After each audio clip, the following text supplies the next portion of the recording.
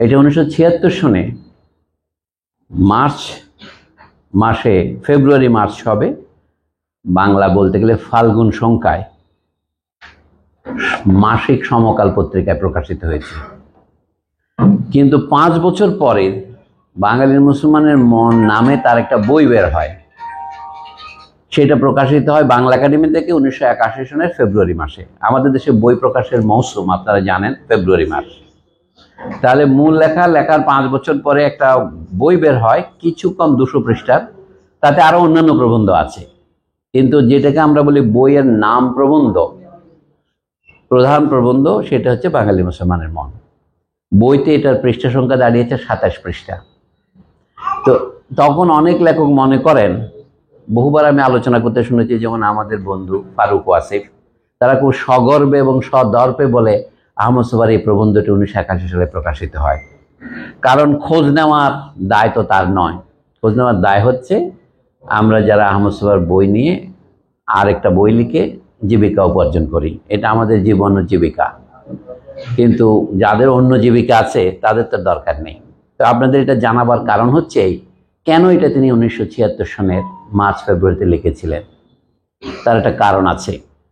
1976 সনের 7ই মার্চ বিখ্যাত তারিখ, ঢাকার সোহরাওয়ার্দী উদ্যানে, যেটা পরে আগে তখন বলা হতো রেস কোর্স, সেই সোহরাওয়ার্দী উদ্যানে একটা সিরাতুন নবী মজলিস হয়।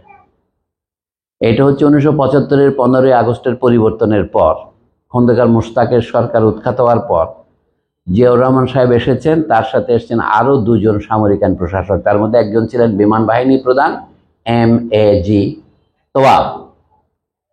তোয়াব সাহেব প্রধান অতিথি। এটা যারা আয়োজন করেন সিরাতুন নবী উদযাপন কমিটি, কোনো পার্টির নামে নয়। বাংলাদেশে তখন পর্যন্ত সিরাতুন নবী উদযাপিত হতো না, হতো কি মিলাদুন নবী। তো তখন থেকে এটার নাম সিরাত হয়েছে। প্রধান অতিথি হচ্ছেন MAG তোয়াব, এবং বিশিষ্ট অতিথি হলেন, আমরা বলি বিশেষ অতিথি, অধ্যাপক আবুল ফজল। আহমদ সোবহার পরে প্রায় 20-21 বছর পরে তার এক স্মৃতিকথায় বাঙালির মুসলমান মন বইটা যখন আরেকবার মুদ্রণ হচ্ছে, তখন তিনি তার ভূমিকার মধ্যে লিখেছেন, নাম দিয়েছে উত্তর ভূমিকা। 1990-এর দশকে, তখন বেগম জিয়া ক্ষমতায় আসছেন। তাতে বলছেন যে এই প্রবন্ধটা আমি এই কারণে এই সময় লিখেছিলাম। আবুল ফজল সাহেবকে দেখলাম সকালবেলা সোহরাওয়ার্দী উদ্যানের পূর্ব দিক থেকে হেঁটে আসছেন, আর আমিও সেখানে প্রাতঃভ্রমণে বেরিয়েছি। অর্থাৎ শেখ সাহেবের হত্যাকাণ্ড বা উৎখাতের তখনও 7 মাস পার হয়নি, অগস্ট থেকে মার্চ। তখন বললেন যে আবুল ফজল সাহেব যিনি সারা জীবন ধর্মনিরপেক্ষতা প্রচার করেছেন, সারা জীবন মানবতন্ত্র প্রচার করেছেন, তিনি মাথায় গোল টুপি দিয়ে সিরাতুন নবী উদযাপনে গিয়েছেন। আবুল ফজলের সাথে আহমদ সোবহার আগে পরিচয় ছিল। আহমদ সোবহার লেখা 2টা বইয়ের তিনি রিভিউ লিখেছেন। অর্থাৎ আহমদ সোবহার চেয়ে তিনি বয়সে কমপক্ষে 40 বছরের বড়। আবুল ফজলের জন্ম ধরা হয় 1903, আহমদ সোবহার জন্ম 1943। কিন্তু কনিষ্ঠ লেখক হিসেবে তাকে খুবই সম্মান করতেন, এবং তার বইয়ের আমিও সেই কয়েকটা রিভিউ পড়েছি, অত্যন্ত ভালো রিভিউ, প্রতিশ্রুতিশীল লেখক হিসেবে। তা আহমদ সোবহার সেই অধিকার তাকে জিজ্ঞেস করেন, স্যার আজ কোথায় যাচ্ছেন এই এত সকালে? বলে আজকে সিরাত সম্মেলনে যাচ্ছি, পাশে MAG তোয়াব। আহমদ সোবহার তখন তাকে চিনতেন না, বলে ও এই ভদ্রলোকের তোয়াব। এরপরে আহমদ সোবহার বলেন, সারা রাত আমার মাথায় চিন্তা হলো, সারা দিন সারা রাত, কেন এমন হয়? এই আবুল ফজল হচ্ছে আমার কাছে বাঙালি মুসলমানের প্রতীক। একজন বাঙালি মুসলমান চিন্তাবিদ যেমন হয়, তিনি মাদ্রাসায় পড়তেন। তার বাবা ছিলেন চট্টগ্রামের আন্দর কিল্লা মসজিদের পেশ ইমাম। সেই ইমামের ছেলে যে বাংলা পড়তে গেছে, মাদ্রাসা থেকে পাশ করার পর তিনি আবার MA করেছেন, মানে ইংরেজি লাইনে, তাও বাংলা ভাষা ও সাহিত্যে। এইটুকু কিন্তু তার বাবার অনুমোদন ছিল। আবুল ফজলের বাড়ি হচ্ছে দক্ষিণ চট্টগ্রামের সাতকানিয়া থানার, এখন উপজেলা, ইউনিয়নের নাম কেউচিয়া, মানে খুবই অজপাড়াগা, শহর থেকে অনেক দূরে, যাকে বলে পাণ্ডব বর্জিত দেশ। তো সেইখানের একজন ইমামের ছেলে, যিনি মাদ্রাসা পড়েছেন কোন লাইনে, নিউ স্কিম মাদ্রাসায়, আমরা যেটাকে বলি সরকারি লাইনের মাদ্রাসায়, সেইখান থেকে তিনি বাংলা চর্চা শুরু করেছেন।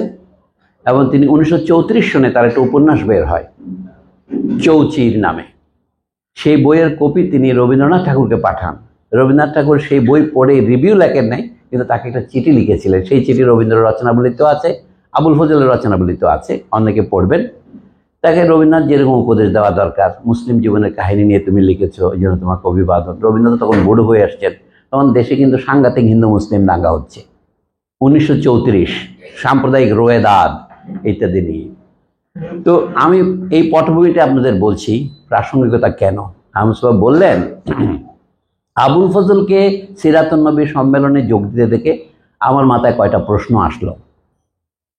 যে সারা জীবন যিনি, মানে যাকে আবুল ফজলের বিরুদ্ধে তিনি বলছেন না কোনো কিছু, বলে সেটা বাঙালি মুসলমান সমাজ সম্পর্কে একটা চিন্তা আমার মনে জাগলো, যে বাঙালি মুসলমানের চিন্তা এরকম ঘড়ির দোলকের মতো এক প্রান্ত থেকে আরেক প্রান্তে যায় কেন, পেন্ডুলামের মতো গোলে ঘুরে কেন।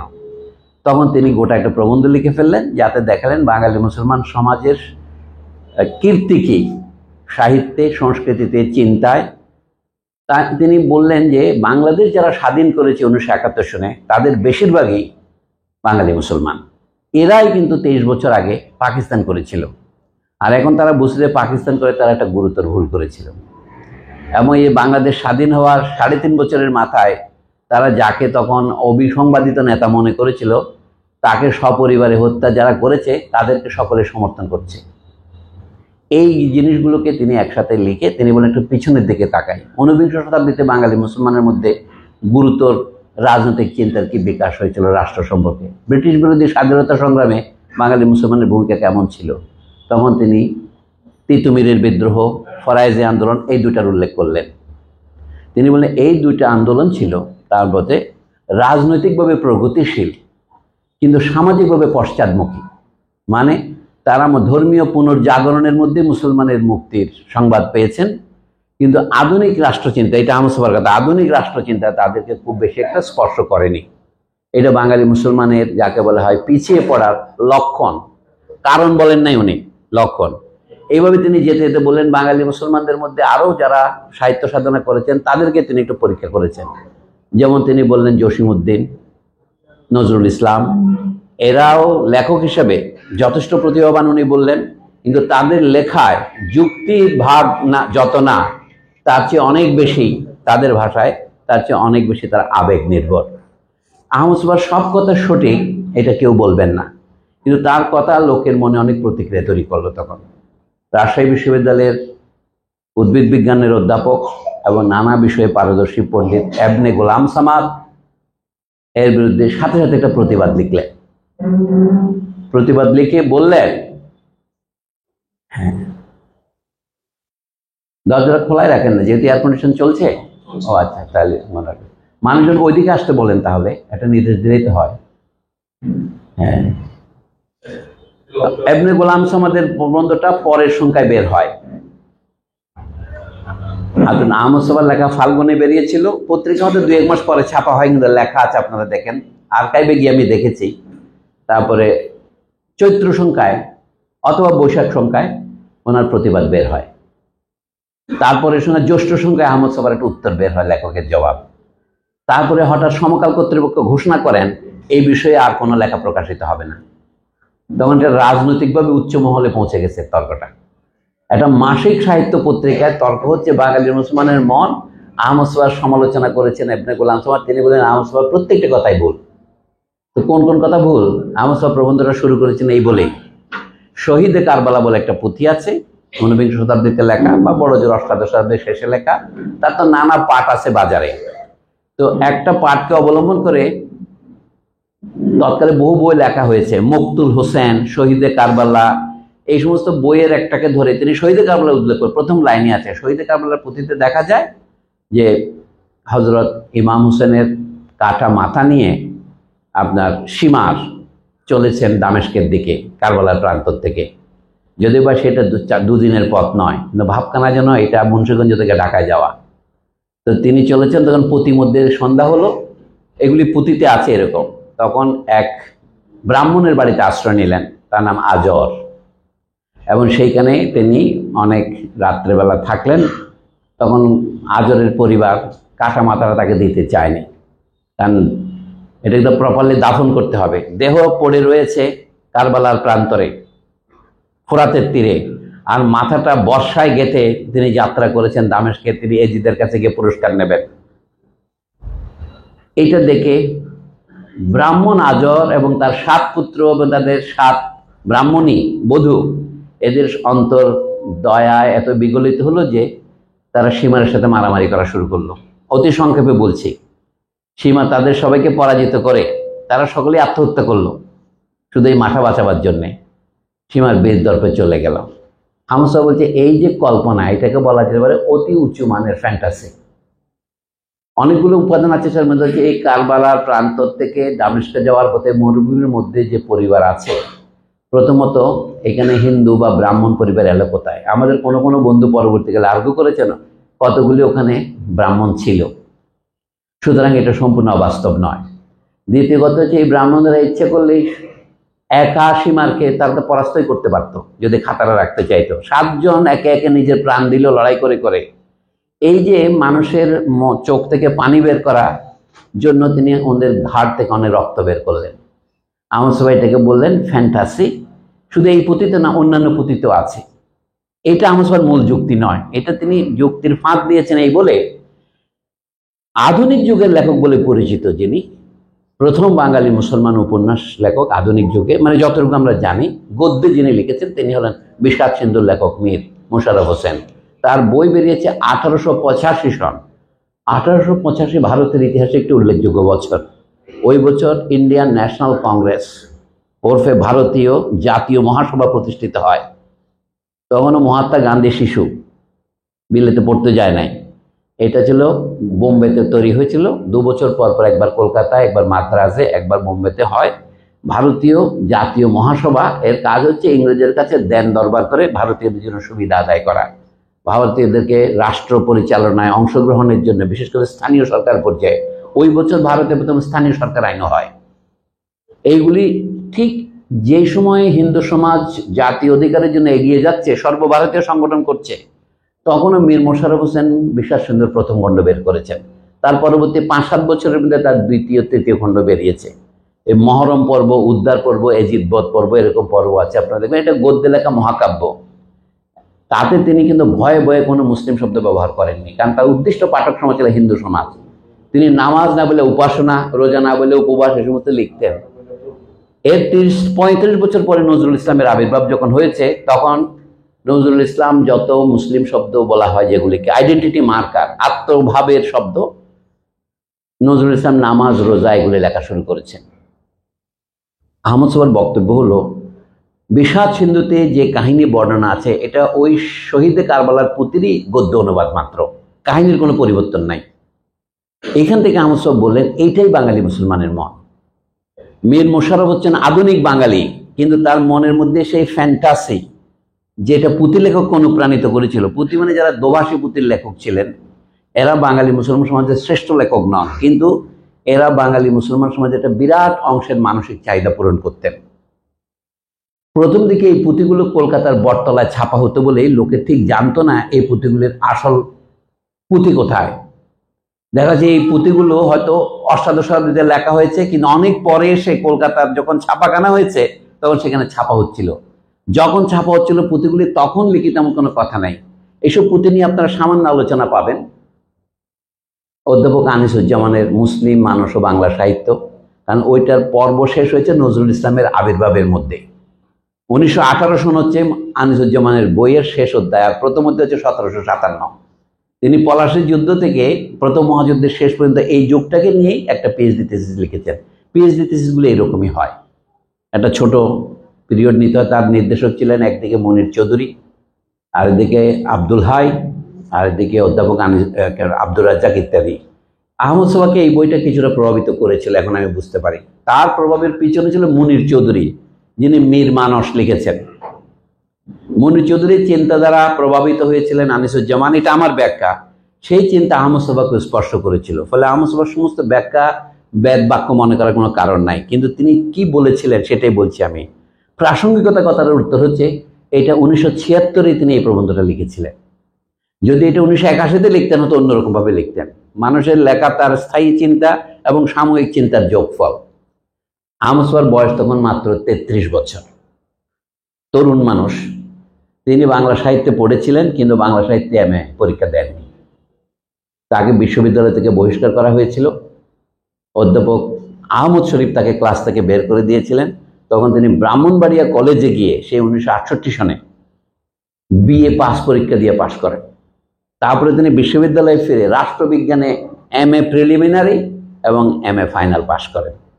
এবং ফাইনাল পাশ করেও কিন্তু বাংলা সাহিত্যের প্রতি তার যে প্রেম সেটা যায়নি। তিনি বাংলা সাহিত্য আদর্শ নামে একটা থিসিস লিখলেন, সেটা বাংলা একাডেমিতে জমা দিলেন, লিটারারি আইডিয়ালস অফ বেঙ্গল নামে। এটা দিয়ে তিনি এমফিল করার বৃত্তি পেলেন। তখন যুদ্ধ শুরু হয়ে গেল। আহমদ সোহার 2 মাসের বৃত্তির টাকা আগাম নিয়ে ভারত চলে গেলেন। পরে আহমদ সোহার বন্ধুদের মধ্যে আবুল কাসেম ফজলুল হক অভিযোগ করেছেন আহমদ সোহার একটা চরম অনৈতিক ছিল। সে পাকিস্তান সরকারের কাছে 2 মাসের বৃত্তির টাকা নিয়ে ভারত চলে গেছে এবং সেই টাকা কখনো ফেরত দেয়নি। বাংলা একাডেমি এই বৃত্তি দিত।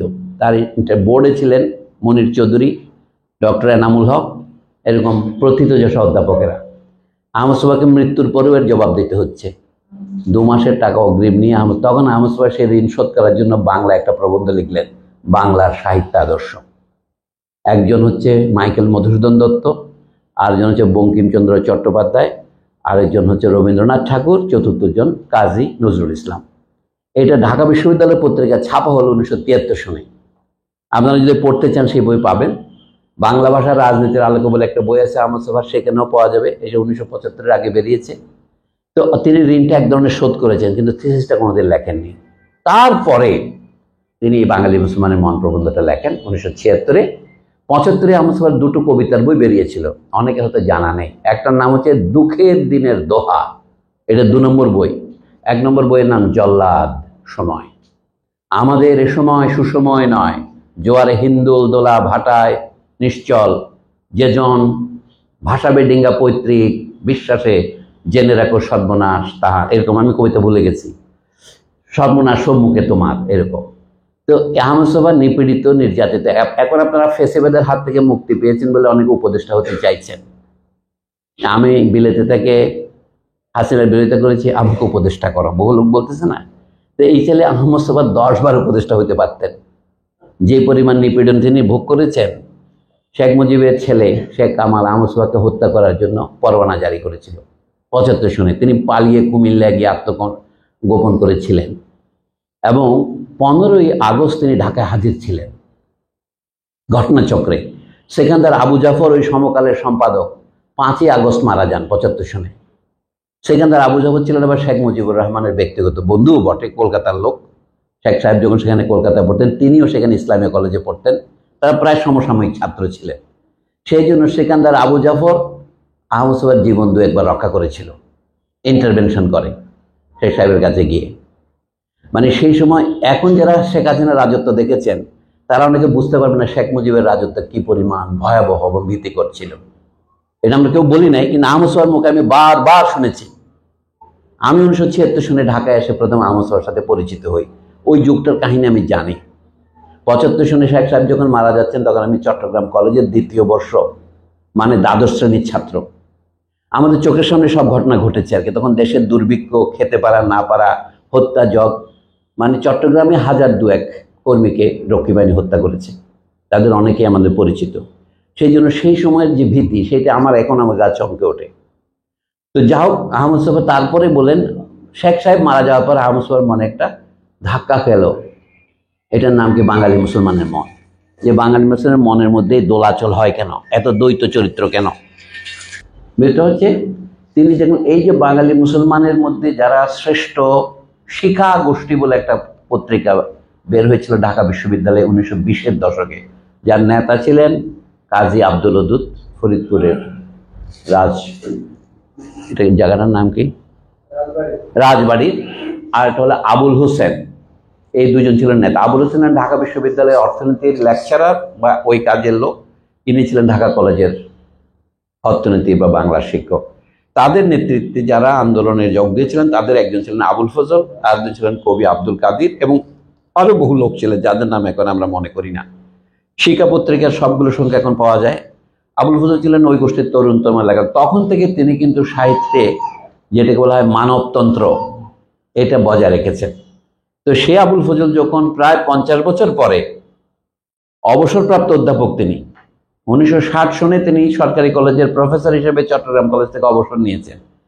তারপরে চট্টগ্রাম বিশ্ববিদ্যালয়ে তিনি ভাইস চ্যান্সেলর হয়েছেন 73 সনে শেখ সাহেবের অনুরোধে। কিন্তু তার পরপরই যখন সামরিক সরকার গঠিত হলো, শেখ সাহেবের মন্ত্রিসভার কয়েকজন বাদে সবাই কিন্তু নতুন সামরিক সরকারে যোগ দিল, মানে মোশতাকের সরকারে। তারপরে যখন সামরিক সরকার হলো, তাতে প্রেসিডেন্ট ছিলেন সায়েম, আর 3 জন সামরিক শাসক প্রশাসক উপপ্রশাসক ছিলেন জেনারেল জিয়াউর রহমান, এম.এ.জে তওয়াব এবং আরেকজন ছিল মাহবুবুর রহমান বা এরকম, যিনি নৌবাহিনীর প্রধান। তো তাদের মধ্যে এম.এ.জে তওয়াব, যিনি বিয়ে করেছেন জার্মানিতে এবং তিনি ছিলেন বাংলাদেশের মুক্তিযুদ্ধে তিনি যোগ দেননি, কিন্তু তিনি ছিলেন এত ভালো যে বাংলাদেশের সবাইকে তিনি ট্রেনিং দিয়েছেন। তিনি অনেক পুরস্কার প্রাপ্ত, তিনি মধ্যপ্রাচ্য যুদ্ধে লড়াই করেছেন, ইসরায়েলের বিরুদ্ধে লড়াই করেছেন, মানে বৈমানিক হিসেবে তার অনেক সিদ্ধি ছিল। তো সেই ভদ্রলোককে কেন্দ্র করে যখন সিরাতুন নবী করা হচ্ছে, তখন আহমদ সোহাব বললেন যে এইটা আমাকে একটু ইনভেস্টিগেট করতে হবে। তখন দেখা গেল তাকে যে দাবি করা হয়েছিল বাংলাদেশকে ইসলামী প্রজাতন্ত্র ঘোষণা করতে হবে, ওই যে 7ই মার্চের সম্মেলনে দাবি হলো, বলে তওয়াব ভাই এগিয়ে চলো আমরা তোমার সাথে। তারপরে কয়েকদিন পরে একটা দেশে কমোশন চলছিল, জিয়াউর রহমান সাহেব একদিন তাকে হঠাৎ করে বঙ্গভবনে ডাকলেন, বিচারপতি সায়েমের বঙ্গভবনে তখন অবস্থানে। তাকে 30 এপ্রিল, 7ই মার্চ থেকে 30 এপ্রিল 2 মাস হয় নাই, বাসায় যেতে দেন নাই। তার 2টো সুটকেস আনাইছেন, তাকে সোজা বিমানে তুলে দিয়েছেন। তারপরে তিনি জার্মানি চলে গেছেন। 1991 পরে 1997-98-তে এম.এ.জে তওয়াব মারা গেছেন। এই বিষয়ে আপনারা জানতে চাইলে প্রফেসর, যিনি বিখ্যাত একজন ছাত্র নেতা ছিলেন, মাহবুবুল্লাহ, তার আত্মজীবনী বেরিয়েছে, সেখানে সব কাহিনী পাবেন।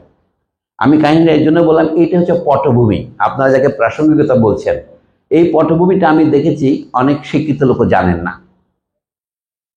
আহমদ সোহাব দেখলেন এম.এ.জে তওয়াবকে জিয়াউর রহমান বের করে দিলেন কি জন্য? জিয়াউর রহমান তখনকার দাঁড়ালে হয়ে দিলেন জনপ্রিয় সামরিক অধিপতি এবং বলতে গেলে যাকে বলে ভারসাম্যপূর্ণ। তিনি দেশকে ইসলামী প্রজাতন্ত্র করতে চেয়েছে যারা, তাদেরকে ষড়যন্ত্রকারী মনে করেছেন। আবার তিনি ঠিক শেখ মুজিবপন্থীও নন। তারপরে তিনি প্রধান নেতা হিসেবে আবির্ভূত হন। পরের বছর আপনারা জানেন তিনি এম.এ.জে তওয়াবকে যেমন বিদায় দিয়েছেন, তেমনি সায়েম সাহেবকে বিদায় দিয়েছেন। এই সময়ে আহমদ সোহাব প্রবন্ধটা লেখেন। পরবর্তীকালে এটা নিয়ে তর্ক বিতর্ক যেন না বাড়ে, এই জন্য সমকাল কর্তৃপক্ষে তখন সম্পাদক হয়েছেন হাসান হাফিজুর রহমান, যিনি বাংলাদেশের স্বাধীনতা যুদ্ধের দলিলপত্র সম্পাদনা করেছেন। হাসান হাফিজুর রহমানের নেতৃত্বে সমকাল তখন চলছে। এরপর আরেকজন সম্পাদক হয়েছিলেন ইসমাইল মোহাম্মদ, যিনি আসলে সিনেমা করতেন এক সময়। আমি ওদের দুজনকে চিনতাম। আমিও তখন ওই পত্রিকা অফিসে ঘোরাফেরা করতাম, কিন্তু নিজের লেখা ছাপানোর মতো আমার সুযোগ হয়নি। আহমদ সোহাব যখন এই প্রবন্ধ লিখছেন, তার কিছু পরেই আহমদ সোহাব তোমার পরিচয় হয়।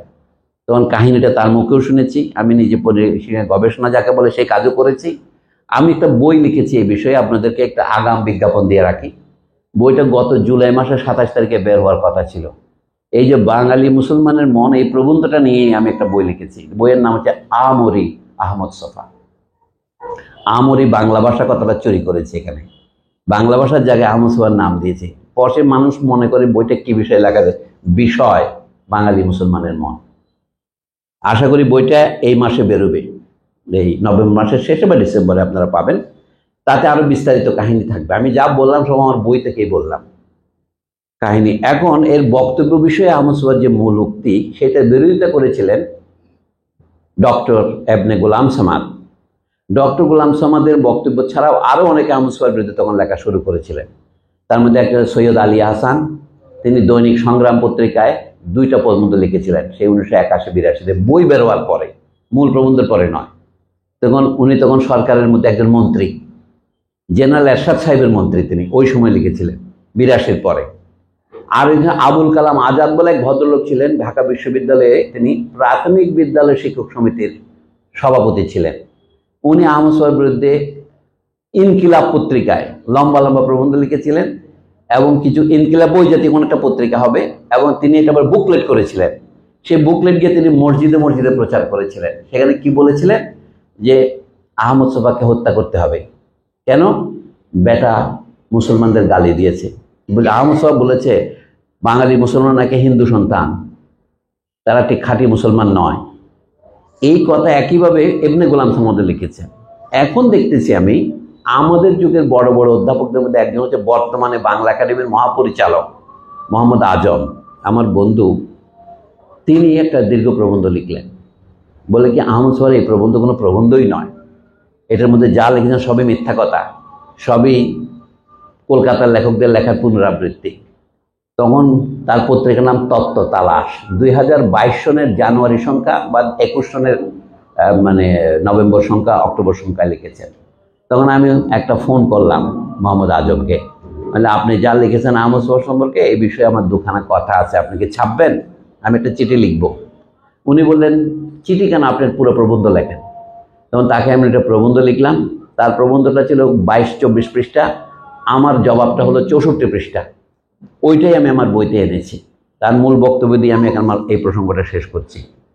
বাঙালি মুসলমান কাকে বলে? আহমদ সোফার তাত্ত্বিক আলোচনা হচ্ছে এটাই।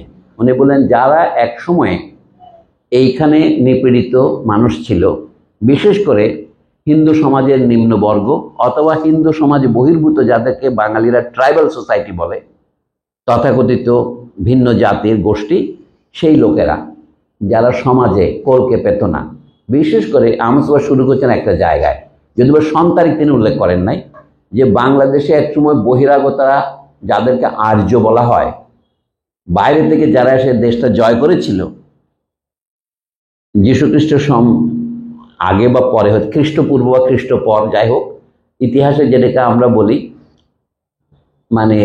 আধুনিক ইতিহাসের প্রাথমিক পর্ব, ধরেন খ্রিস্টপূর্ব 600 থেকে খ্রিস্ট পরবর্তী 600, এই সময়টার মধ্যে যখন যারা জয় করেছিল, তারা এই দেশের মানুষদের মধ্যে অনেককে মানুষ বলে স্বীকার না করে নিজের সমাজে দাস বা শূদ্র করে রেখেছে, আর কিছুকে এত নিচু ভেবেছে তাদের সমাজের বাইরে অচ্যুত বা অস্পৃশ্য করে রেখেছে। এদেরই একটা অংশ নানা সময়ে বিদ্রোহ করার জন্য অন্য ধর্ম গ্রহণ করেছে। তারা একবার বৌদ্ধ ধর্ম গ্রহণ করেছে, একবার নাথ ধর্ম বলে একটা ধর্ম তারা উদ্ভাবন করেছে, অর্থাৎ আধা বৌদ্ধ আধা হিন্দু।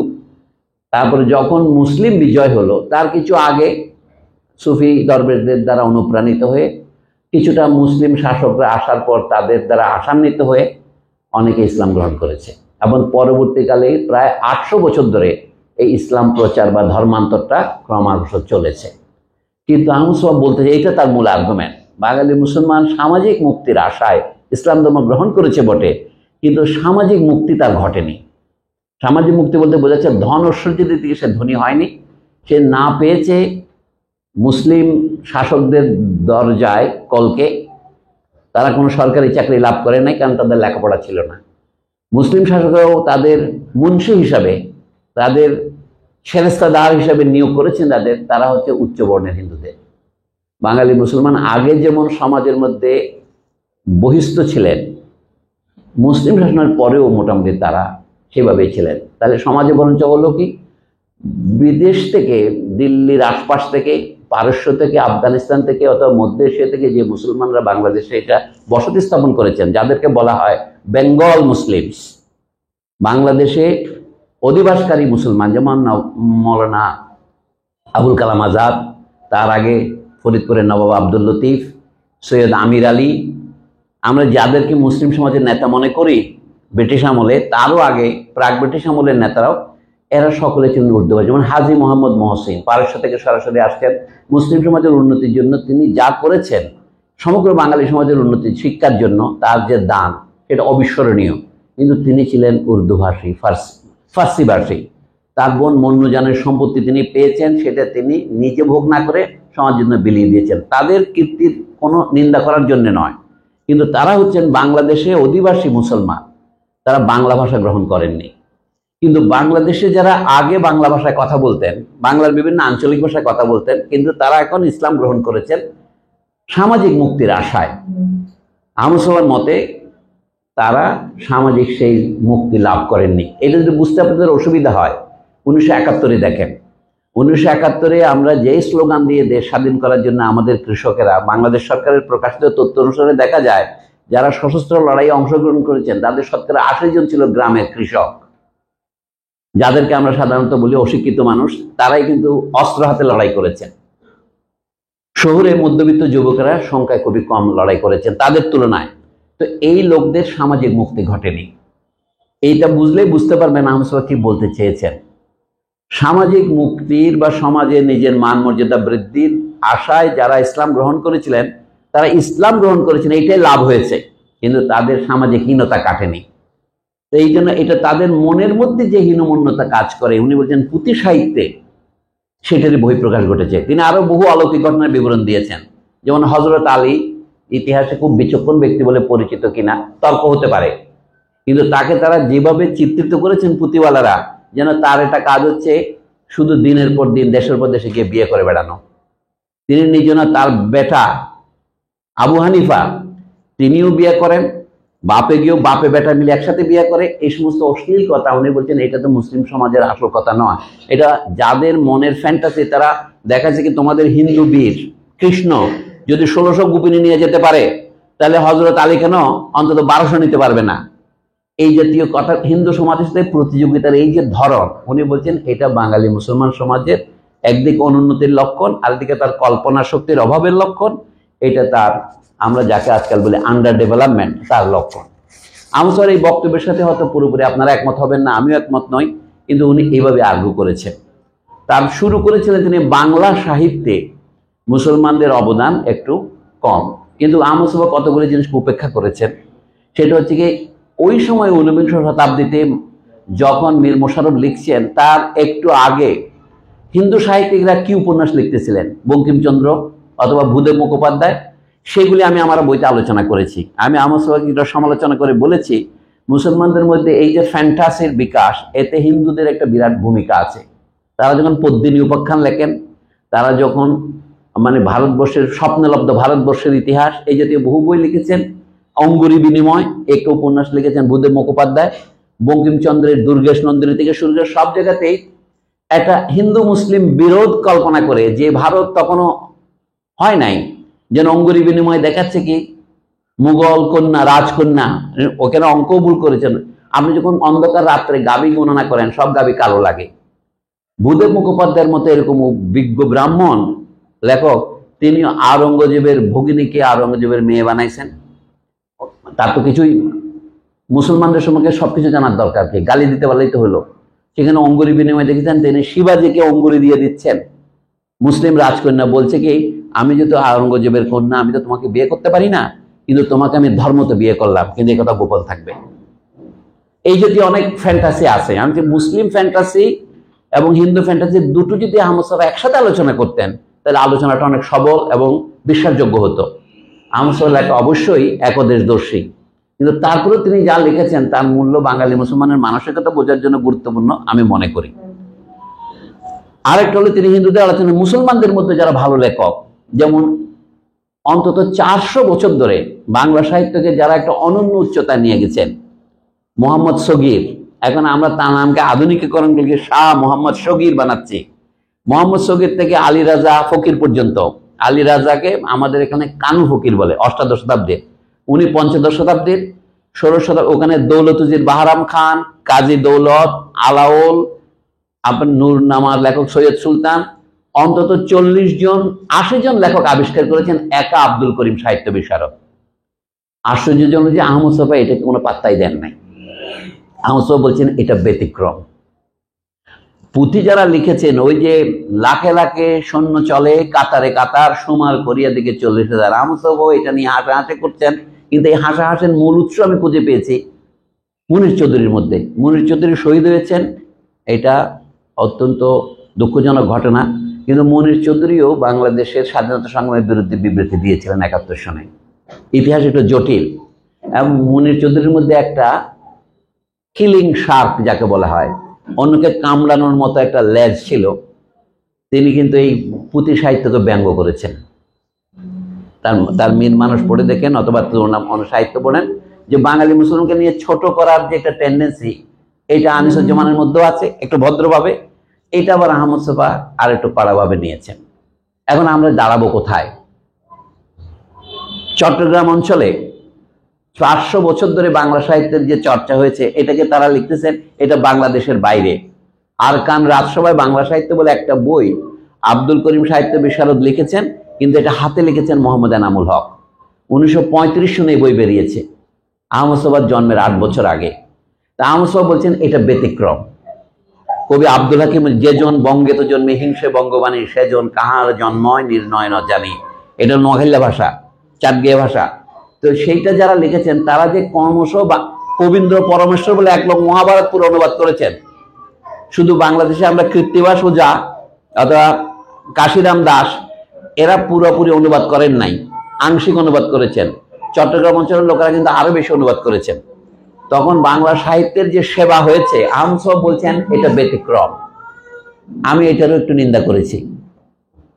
মানে আহমদ ছফা আমার শিক্ষক, তার মানে এই নয় যে আহমদ ছফার কথা প্রতিটি ভুল কথাকে শুদ্ধ বলে প্রচার করা আমার চাকরি নয়।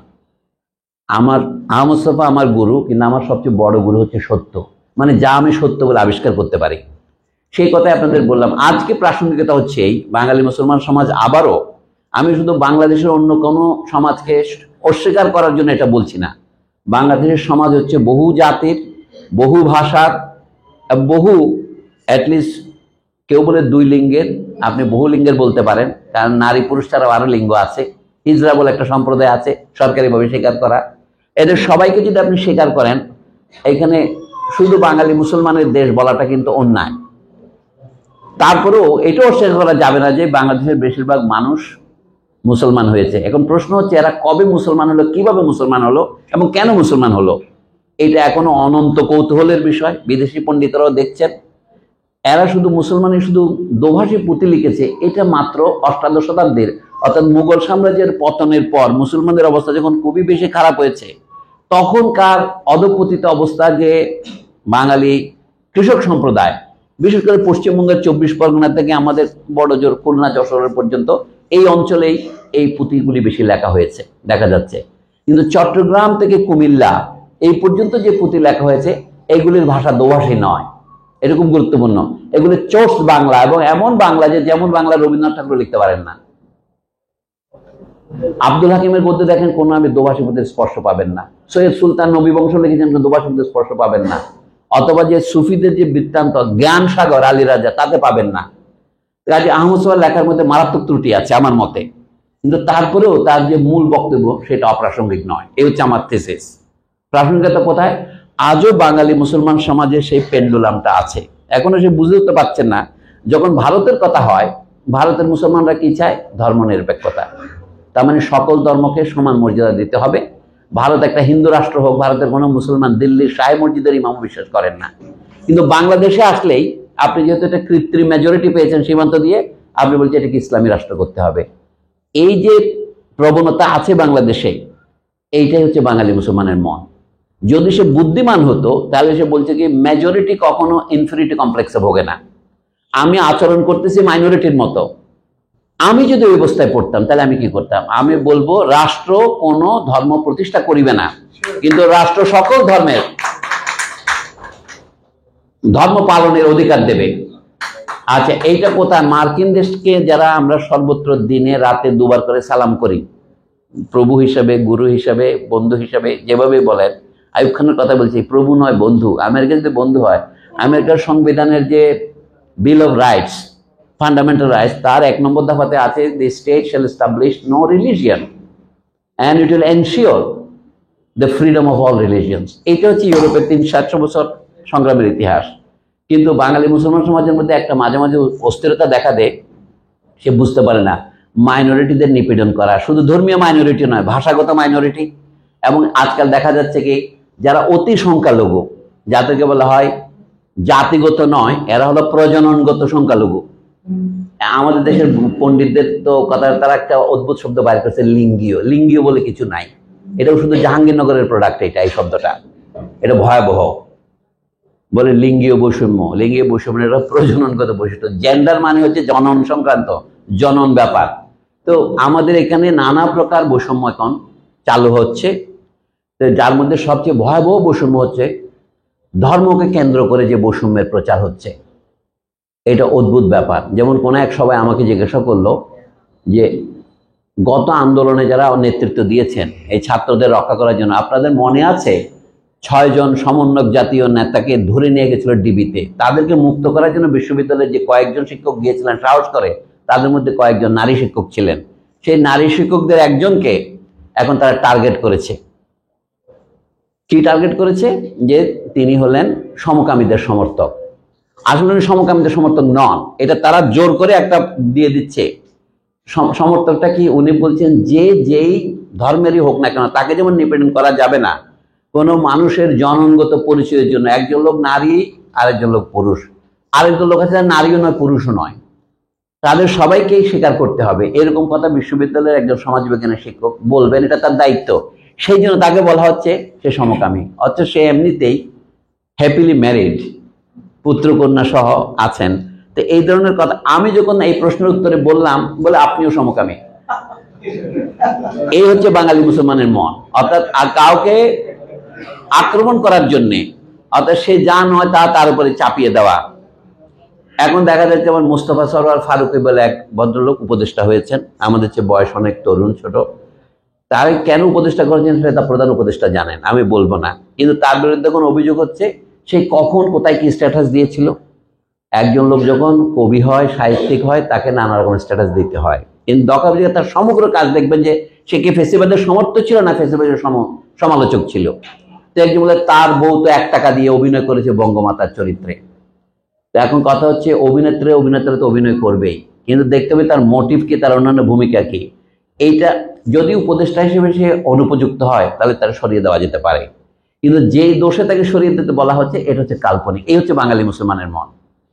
এবং তাতে যার নামই দেন না কেন, মানে ফারুকীকে উপদেষ্টা হবে, উপদেষ্টার পদ থেকে নেমে যাবে, এরকম বহু ঘটনা ঘটবে পৃথিবীতে। এটা আমার বিচার্য বিষয় নয়, কিন্তু যে যুক্তিতে বলা হচ্ছে আমি সেই কথাই বলছি। তো যা হোক, প্রাসঙ্গিকতা হচ্ছে এই বাঙালি মুসলমান সমাজের অবস্থা।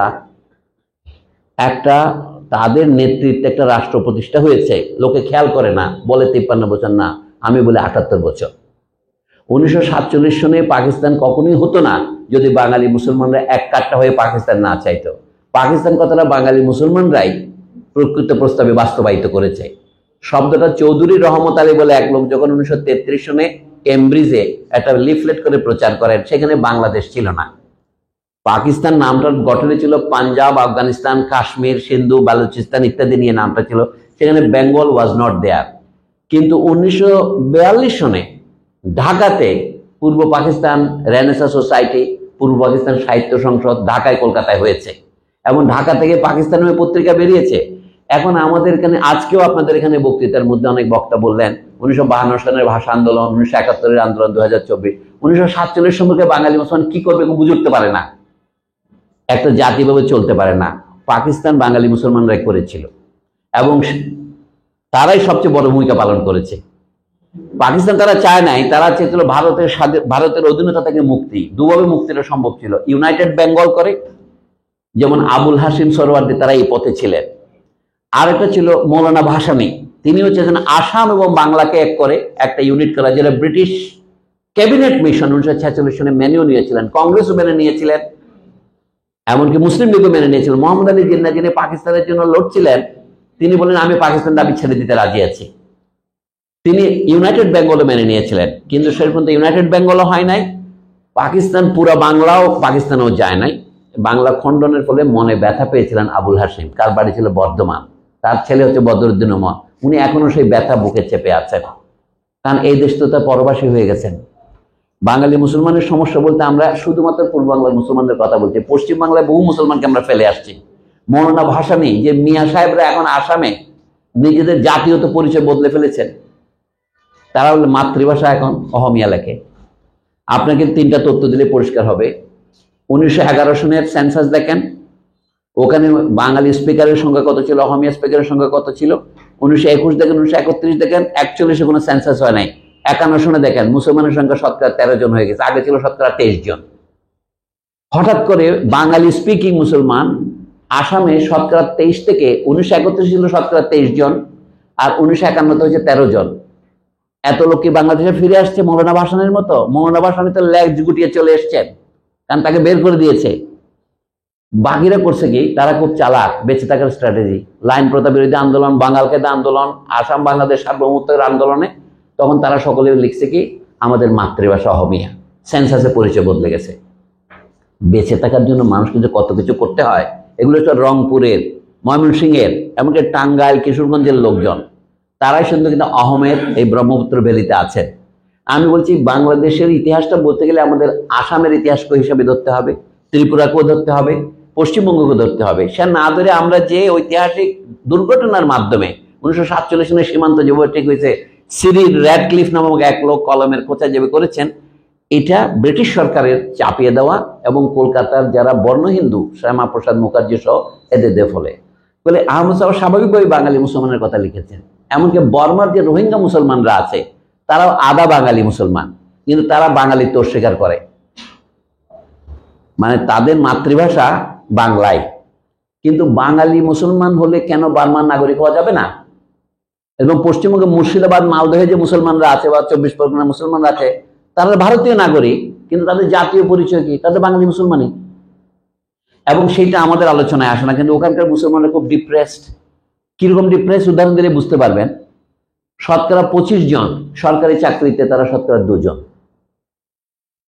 ডিসক্রিমিনেশনের মাত্রাটা দেখেন, সবকিছুতেই তাই। আর বেশি বললাম না, কলকাতা ওখানকার বিশ্ববিদ্যালয়ের শিক্ষকের মধ্যে আপনি শতকরা 2 জন অধ্যাপক পাবেন না মুসলমানদের মধ্যে থেকে। এর একটা কারণ হচ্ছে তাদের মধ্যে যারা বাছাই করার লোক, বদরুদ্দিন উমরের মতো, তারা পূর্ব বাংলা চলে এসেছিলেন, কিন্তু বাকি যারা রয়েছেন তারাও একেবারে অনুর্বর এমন নয়। কাজে আমি দুটো কথাই বললাম, আহমদ সাহেব আলোচনা করেন না এমন বিষয়ের মধ্যে কি কি আছে। একটা হিন্দু লেখকদের সাম্প্রদায়িকতা, তিনি মনে করেন হিন্দুদের যে এরা হলো এনলাইটেনমেন্ট এবং যুক্তিশীলতার প্রতিনিধি, বাঙালি মুসলমানদের উচিত ছিল তাদেরকে অনুসরণ করা।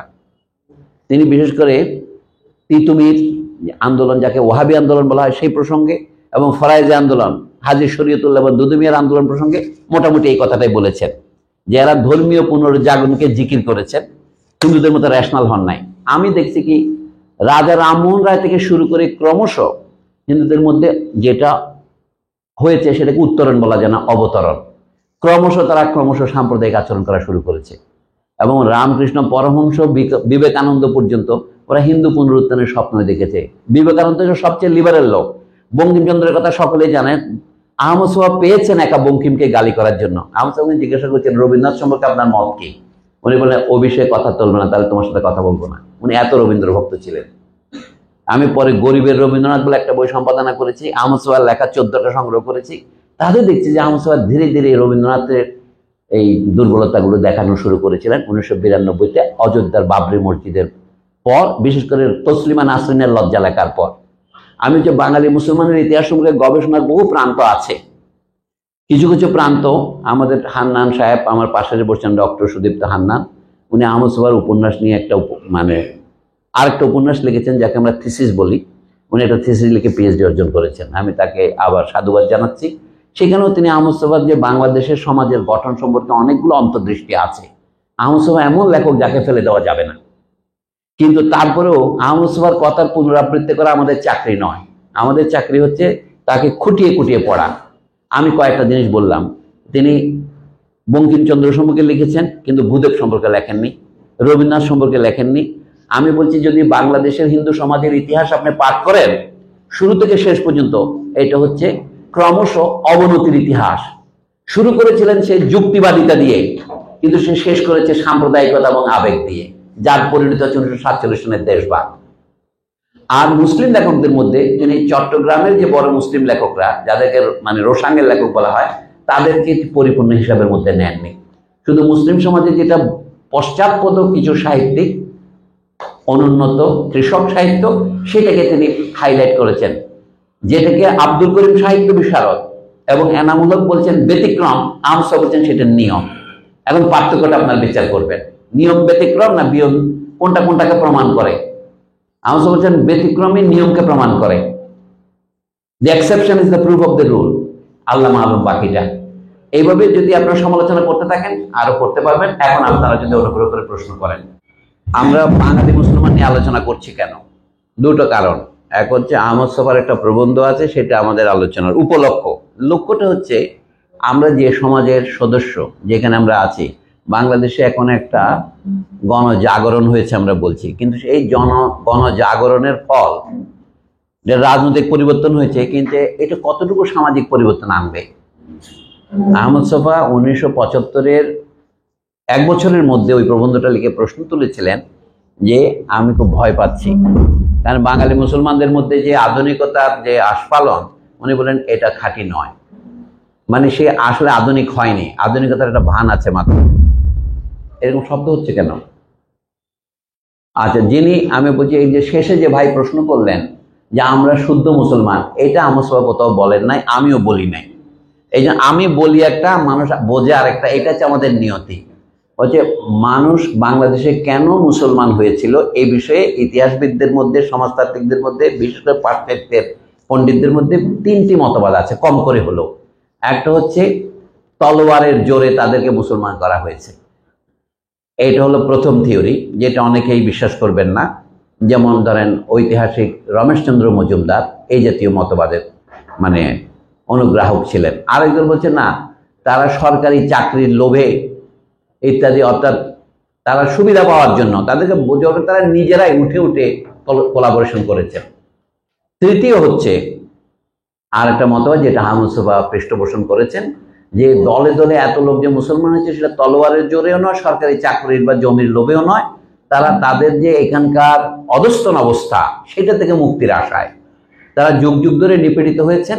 সেই জন্যই এই জন্য আমি হচ্ছে আহমদ ছফার লেখার একটা বই সঙ্গে আমার হাতে আছে, আপনারা ঘোড়ার মুখ থেকে যদি একটু শুনতে চান তাহলে আমার মনে হয় উনি যে কথাটা বলেছেন, উনি বলছেন মূলত বাঙালি মুসলমানেরা ইতিহাসের আদি থেকেই একটি নির্যাতিত মানব গোষ্ঠী। এই অঞ্চলে আর্য প্রভাব বিস্তৃত হওয়ার পরে সেই যে বর্ণাশ্রম প্রথা প্রবর্তিত হলো, এদের হতে হয়েছিল তার অসহায় শিকার। যদিও তারা ছিলেন সমাজের সংখ্যাগরিষ্ঠ অংশ, তথাপি সামাজিক, রাজনৈতিক এবং অর্থনৈতিক সিদ্ধান্ত প্রণয়নের প্রশ্নে তাদের কোনো মতামত বা বক্তব্য ছিল না। একটি সুদীর্ঘ ঐতিহাসিক প্রক্রিয়ার মাধ্যমে বাংলার মৃত্তিকার সাক্ষাৎ সন্তানদের এই সামাজিক অনুশাসন মেনে নিতে হয়েছিল। যেমন কল্পনা করা হয়, অত সহজে এই বাংলাদেশে আর্য প্রভাব বিস্তৃত হতে পারেনি, বহু যুদ্ধ হয়েছিল। আহমদ ছফা বলছেন বাংলার আদিম কৌম সমাজের মানুষেরা সর্বপ্রকারে যে ওই উন্নত বিদেশি শক্তিকে বাধা দিয়েছিলেন, ছড়াতে খেলার বলে অজস্র প্রমাণ ছড়ানো রয়েছে। এই অঞ্চলের মানুষদের বাগে আনতে অহংপুষ্ট আর্য শক্তিকেও যে যথেষ্ট বেগ পেতে হয়েছে তাতে সন্দেহের কোনো অবকাশ নেই। আর বাকি বললাম না। শেষের দিকে আহমদ ছফা বলছেন বাঙালি মুসলমানদের মন যে এখনো আদিম অবস্থায়, তা বাঙালি হওয়ার জন্যও নয়, মুসলমান হওয়ার জন্যও নয়। এটা উনি কেন বললেন? তৎকালে মুনির চৌধুরীর মতো অনুসারী যারা ছিলেন, যারা পরবর্তীকালে বাংলাদেশের কমিউনিস্ট পার্টির সাথে যুক্ত হয়েছেন, এখন তাদের সাথে আলাপ করেন, তারা মনে করেন বাঙালি মুসলমানের পিছিয়ে পড়ার আসল কারণ তাদের মুসলমান হওয়ায়। এইটাকে কেন্দ্র করে আহমদ ছফা জবাবটা দিতে চেয়েছিলেন। উনি বলছেন তাহলে কি জন্য? বাঙালি হওয়ার জন্যও নয়, মুসলমান হওয়ার জন্যও নয়, তাই কিসের জন্যে? সুদীর্ঘ কাল ব্যাপী একটি ঐতিহাসিক পদ্ধতির দরুন তার মনের উপর একটি গাঢ় মায়া জাল বিস্তৃত রয়েছে, সজ্ঞানে তার বাইরে সে আসতে পারে না। তাই এক পা যদি এগিয়ে আসে 3 পা পিছিয়ে যেতে হয়। মানসিক ভীতি এই সমাজকে চালিয়ে থাকে। 2 বছরে কিংবা 4 বছরে হয়তো এই অবস্থার অবসান ঘটানো যাবে না, কিন্তু বাঙালি মুসলমানের মনের ধরন ধারণ এবং প্রবণতাগুলো নির্মোহভাবে জানার চেষ্টা করলে এই অবস্থা থেকে বেরিয়ে আসার একটা পথ হয়তো পাওয়াও যেতে পারে। এটা হচ্ছে আহমদ ছফার এজেন্ডা। আরো বহু কথা বলা যেতে পারে। তা আমি বলতে চাচ্ছি যে বাঙালি মুসলমানের মধ্যে একটা মানসিক ভীতি কাজ করে এবং সে অনেক কিছু জানে বলে ভান করে। এরকম বহু লেখক আমি জানি, যেমন আমাদের হুমায়ুন আজাদ, আপনাদের এই এলাকার সন্তান। উনি ছিলেন সেই সমস্ত পণ্ডিতের একজন যিনি অনেক কিছু জানতেন কিন্তু আসলে কিছু জানতেন না। এটা তার বই পড়লেই পরিষ্কার হবে আপনাদের কাছে। আমি শুধু এজেন্ডা দিয়ে রাখছি। এবং সেই যে তিনি যে, এবং বাঙালি মুসলমান লেখকদের মধ্যে আপনি দেখবেন কে ভালো লেখক কে খারাপ লেখক সেটা নগদ জানা যায় না, অনেক পরে জানা যায়। যখন কারো লেখা যখন কেউ হুবহু তুলে দেন এবং কোনো স্বীকৃতি না দেন, সেটাও সচ্চরিত্রের লক্ষণ নয়। বাঙালি মুসলমানদের মধ্যে এই প্রবণতা আছে, হিন্দুদের মধ্যেও আছে, সারা পৃথিবীতে আছে। কিন্তু বাঙালি মুসলমানের বিশেষ প্রবণতা বলে আহমদ ছফা যেটা বলেছেন, সেটা হচ্ছে তার মনের এই যুক্তিশীলতার তার দৃষ্টিতে অভাব। এখন এই যে নানা ধরনের মানুষ আমাদের সমাজে বাস করে, এটার মধ্যে একটা হচ্ছে কি আমাদের বাঙালি মুসলমান সমাজের মধ্যে যে এখানে প্রবণতা আছে, পাকিস্তান আমলে আমরা পাকিস্তানিদের বিরুদ্ধে লড়াই করতে গিয়ে সবাই বাঙালি হয়েছিলাম।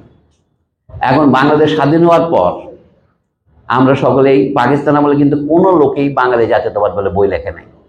অধ্যাপক সিরাজুল ইসলাম চৌধুরী আমাদের সকলের শ্রদ্ধেয়, তিনি বাঙালি জাতীয়তাবাদ নামে বিশাল বই লিখেছেন, তিনি আপনাদের এই অঞ্চলের মানুষ, কিন্তু পাকিস্তান আমলে তিনি চরম পাকিস্তানি জাতীয়তাবাদী ছিলেন। সাহিত্যে আত্মনিয়ন্ত্রণের অধিকার তার এই প্রবন্ধ অনেক 1968 সনে তিনি লিখেছেন এবং এটা বাংলা একাডেমি থেকে পাকিস্তান ধরনের মুসলিম সাহিত্য গ্রন্থে আছে। তিনি যদি একটা ব্যাখ্যা দিতেন তাহলে ভালো হতো। আমি যে বাঙালি মুসলমান বুদ্ধিজীবীদের কথাই শুধু আমি বলবো। এখন অন্যান্য প্রশ্ন যেগুলো আপনারা তুলেছেন এগুলো আমার এখতিয়ার বহির্ভূত, যা আমি জানি না। যেমন পশ্চিমবঙ্গের মুসলমানদের অবস্থা কি। আরেকটা কথা, বাঙালি মুসলমানরা ভারতে গেলে ধর্মনিরপেক্ষতা চায়, এখানে আসে ইসলাম, তা আমি বলি নাই। আমি আজকে মুসলমানরা ভারতে যেহেতু তারা সংখ্যালঘু, তাদের জন্য রাষ্ট্রের দিক থেকে নিরপেক্ষ থাকলে তাদের নিরাপত্তা রক্ষিত হয়। আমি বলছি একটা, এটাকে বলে কাউন্টার ফ্যাকচুয়াল। মনে করুন বাঙালি মুসলমানরা বাংলাদেশের মাইনরিটি, তখন তারা কি দাবি করতেন? যেমন ধরেন জাতিসংঘে পৃথিবীতে মুসলমানরা মাইনরিটি, মুসলমানরা কি একটা ইসলামী জাতিসংঘ দাবি করবে? আমরা চাইবো একটা ন্যাচারাল জাতিসংঘ যেখানে সকলের অধিকার রক্ষিত হবে। তো আপনি যদি মেজরিটি হয়েছেন এটা বাদ দিয়ে বলতেন যে রাষ্ট্রটা কেমন হবে, রাষ্ট্র কারো প্রতি পক্ষপাত করবে না, এইখানে আমাদের আপার প্রশ্নের উত্তর আছে। রাষ্ট্র যদি ধরেন আমাদের এখানে সংখ্যায় ছোট, চাকমারা, গারোরা, সাঁওতালরা, অন্যান্যরা, আপনারা তাদেরকে কি যুক্ত হলে কেন সংবিধানে লিখেছেন বাংলাদেশের অধিবাসীগণ বাঙালি বলে পরিচিত হইবেন? এটা তো প্রত্যাহার করা দরকার, এটা সঠিক নয়। বাংলাদেশের অধিবাসী সমস্ত জনগণ বাংলাদেশের নাগরিক বলে বিবেচিত হইবেন। আমরা তো না, যদি বলেন বাংলাদেশে বহু জাতির লোক আছে বাঙালি সহ। একইভাবে আমি বলছি, এই যে বাংলাদেশের রাষ্ট্রধর্ম ইসলাম ঘোষণা করেছে, এটা জেনারেল এরশাদ রাজনৈতিক ফায়দার জন্য করেছে। বাংলাদেশ বহু ধর্মীয়, বহু জাতীয় এবং বহু লিঙ্গের দেশ, বহু প্রজননের দেশ, এটা কিন্তু কেল্লা ফতে হয়ে যায়। কিন্তু আপনাদের এই যে ছোট সংখ্যাগুরুদেরকে নির্যাতন করা, যারা ইসলামের নামে বলে তারা মনে করে ইসলাম বিরোধী, তারাই জোর করে শব্দটা চাপিয়ে দেয় এলজিবিটির উপর সমকামী। আচ্ছা, এখানে আছে লেসবিয়ান, গে, বাইসেক্সুয়াল, ট্রান্সজেন্ডার, বহু রকমের আছে। আমরা এটা হলো একটা মাইনরিটি যারা শতকরা 1/2 নয়। তো তাদের উপরে তো নিপীড়নের খড়গ নেওয়ার কি আছে? পৃথিবীতে ধরেন ইসরায়েল ইহুদিরা অত্যাচার করছে, সারা পৃথিবীর উপর খ্রিস্টানরা দাবড়ে বেড়াচ্ছে, চীনে মুসলমানদের উপর অত্যাচার করা হচ্ছে, প্যালেস্টাইনে করছে, তাদের মাথা ব্যথা নেই। এই ক্ষুদ্র আহমদিয়াদেরকে অমুসলমান ঘোষণা করা, এলজিবিটিদেরকে সমকামী ঘোষণা করা, এই যে প্রাধান্য, এইটা হচ্ছে আমি দেখাচ্ছি। আমি এটা বক্তৃতা দিতে আসে নাই। আহমদ সোহাগ যে বস্তুর নাম দিয়েছিলেন বাঙালি মুসলমানের মন, এটা পৃথিবীর বহু দেশের মানুষে আছে, বাঙালি মুসলমানের একচেটিয়া নাই। এইটা হচ্ছে পশ্চাৎপদ মন, যে মন অনেক দূর ভবিষ্যৎ দেখতে পারে না, এটাকে বলে অবিমৃষ্যকারী মন।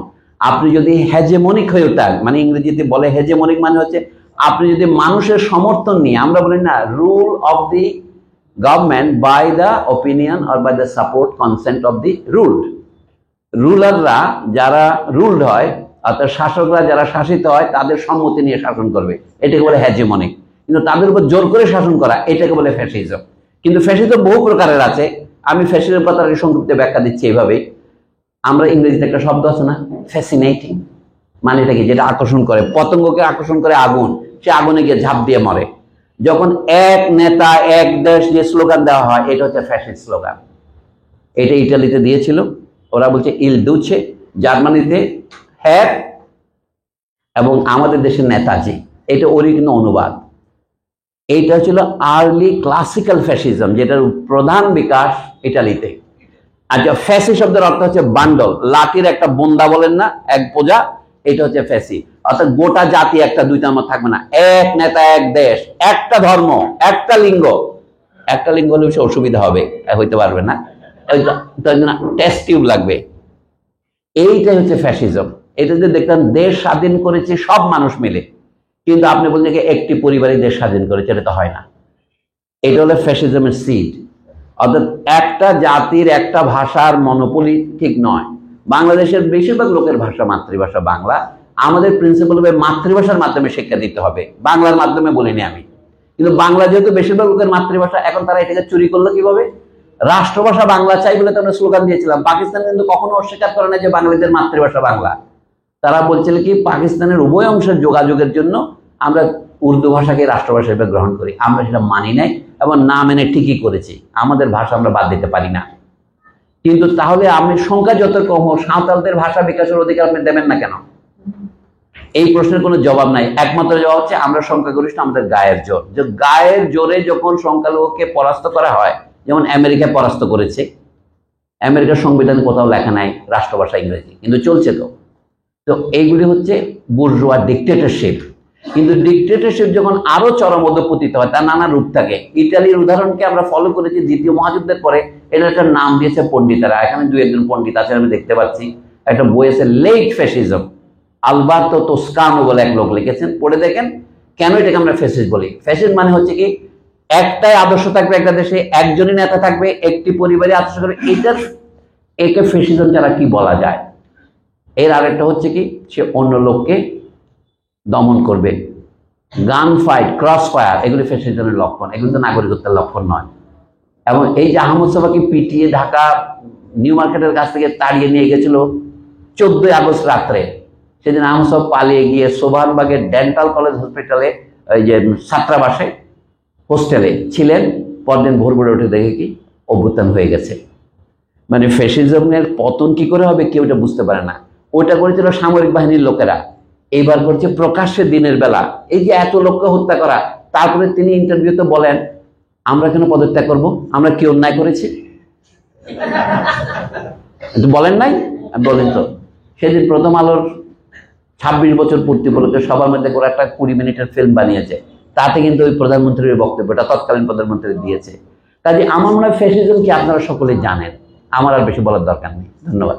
1648 খ্রিস্টাব্দে ওয়েস্টফালিয়া নামক একটা জায়গায় জার্মানির পশ্চিম দিকে একটা সম্মেলনে বসে। এটা বলে এখনো বলে ওয়েস্টফালিয়া সিস্টেম, যে ধর্ম যার যার, রাষ্ট্র হচ্ছে সবার। এটা হচ্ছে ইউরোপীয় ব্যাখ্যা। আমাদের দেশে ব্যাখ্যা হয়েছে ব্রিটিশ আমলে, দেখা গেল সরকারি চাকরিতে, স্কুল কলেজে একতরফাভাবে হিন্দু সমাজ এগিয়ে গেছে, মুসলমানরা এগোতে পারেনি। এবং তারা অনেকেই বলে যে তারা ইংরেজি শিক্ষা প্রথমে গ্রহণ করেনি, পরে যখন গ্রহণ করতে আসছে তখন অনেক বেলা 12টা বেজে গেছে, তারা পাচ্ছে না। আপনাদের একটু উদাহরণ দিই আমি। অতুল প্রসাদ সেন একজন ব্যারিস্টার, 1934-35 মারা গেছেন, বিলেত থেকে ফিরে এসেছিলেন। তিনি ব্যারিস্টার ছাড়াও গান লিখতেন, ভক্তিগীতি, অতুল গীতি আপনারা জানেন। পঞ্চকবির একজন, বাংলার দ্বিজেন্দ্রলাল, অমর, তারপরে অতুল প্রসাদ, রবীন্দ্রনাথ ঠাকুর, নজরুল, এইভাবে 5 জনের নামে, নজরুল নাম বাদ দেয় তারা মাঝে মাঝে, এই সমস্ত গান আছে। তো উনি যে বিখ্যাত গান লিখেছেন, যেটা গেয়ে আমরা 21শে ফেব্রুয়ারিতে প্রভাত ফেরি করেছি, আমরি বাংলা ভাষা, সেই গানটার মধ্যে দেখেন আমাদের ভাষা হচ্ছে সবচেয়ে সেরা ভাষা, বাংলা ভাষা না, এই ভাষাতেই কান্দি মরি, এই ভাষাতেই মরি। সেখানে যত লেখকের নাম আছে, যত কবির নাম আছে, যত নবীন আছে, একজন মুসলমানের নাম নাই। গানটার লেখা কখন? বাজিয়ে রবি তোমার বিনে আনলোমালা জগৎ যিনি আছে, মানে রবীন্দ্রনাথ নোবেল পুরস্কার পাওয়ার পরে লেখা, এটা 1913 পরে। আপনি একজনও মুসলমান লেখকের নাম পাবেন না। কি আলাওল, কি দৌলত কাজী, কি বলেন সৈয়দ সুলতান, এমন লালন ফকির, কারো নাম নাই।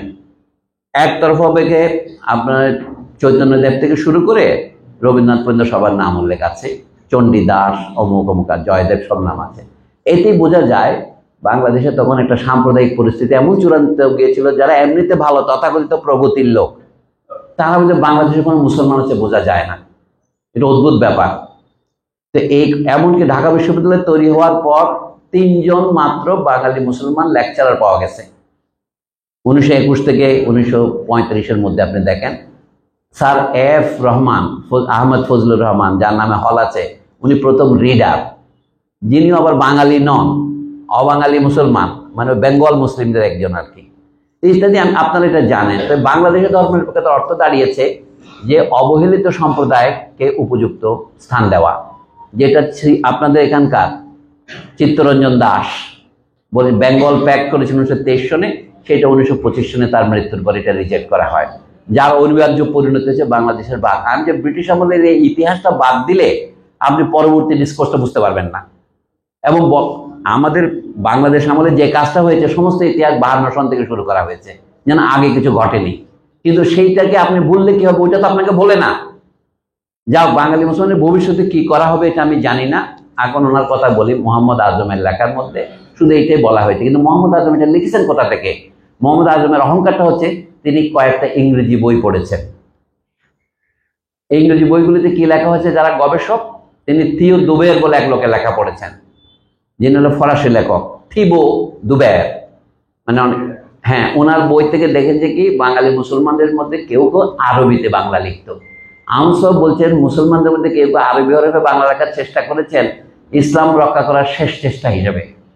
প্রথমে তারা মনে করছেন বাংলা ভাষায় না লিখে যদি আমরা সব আরবিতে লিখতে পারতাম খুব ভালো হতো। তা তো জ্ঞানে কুলায় না। ফার্সিতে লিখতে হলে ভালো হতো, তাও কুলায় না। উর্দুতে তাও কুলায় না। বলে শেষে এক কাজ করি, আরবি হরফে বাংলা লিখি।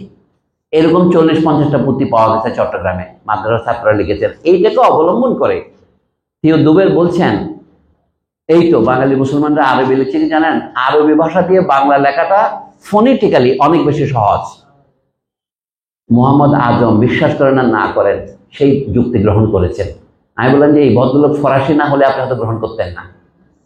আরেকজন আছে রিচার্ড ইটন নামে এক আমেরিকান প্রফেসর, এখন তার বয়স 80-82 হয়েছে।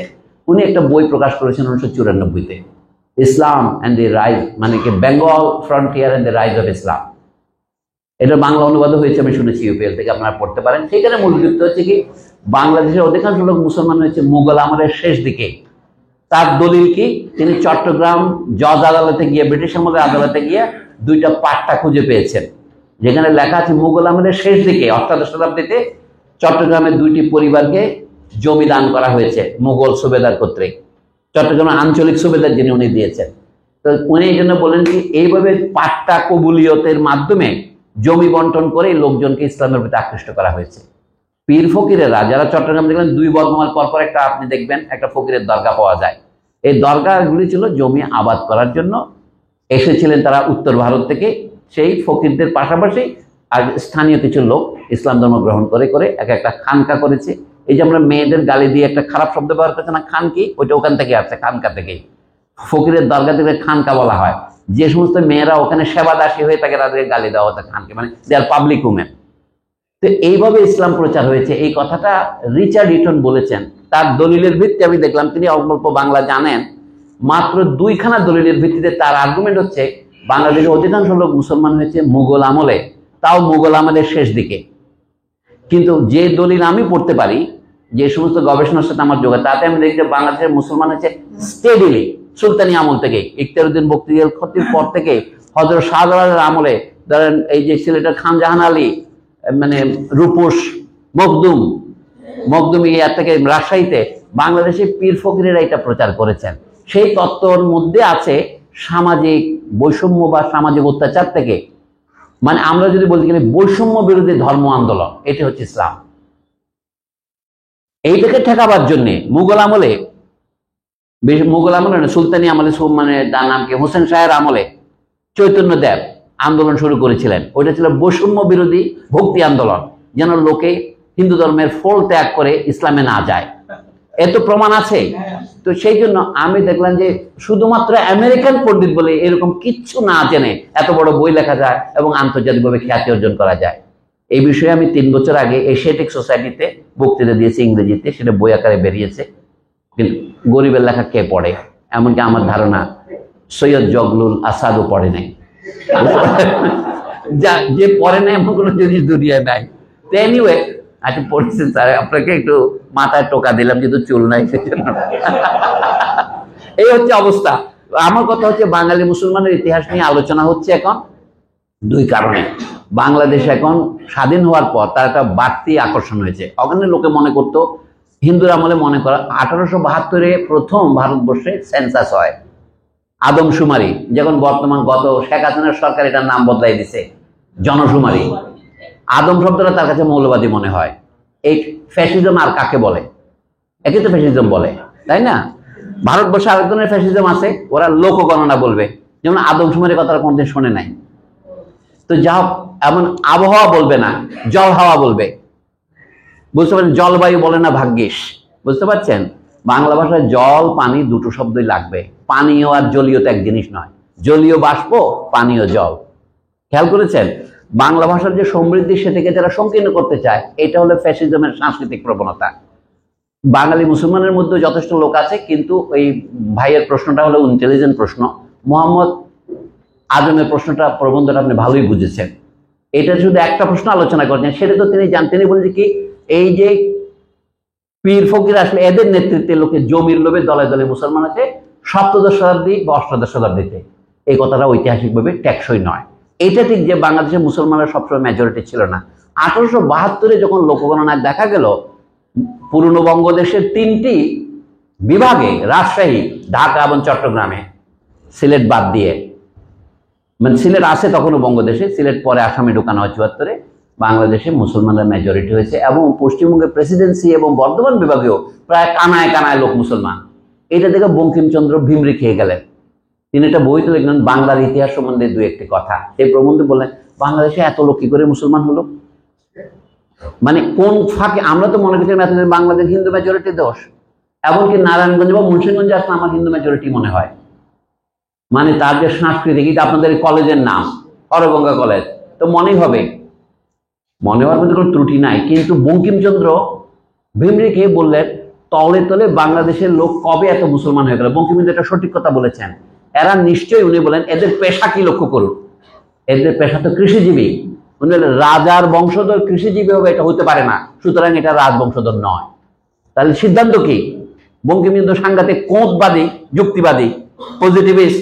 উনি বলেন নিশ্চয়ই এরা এদেশেরই সন্তান। কারা হবে? রাজবংশী, কোচ।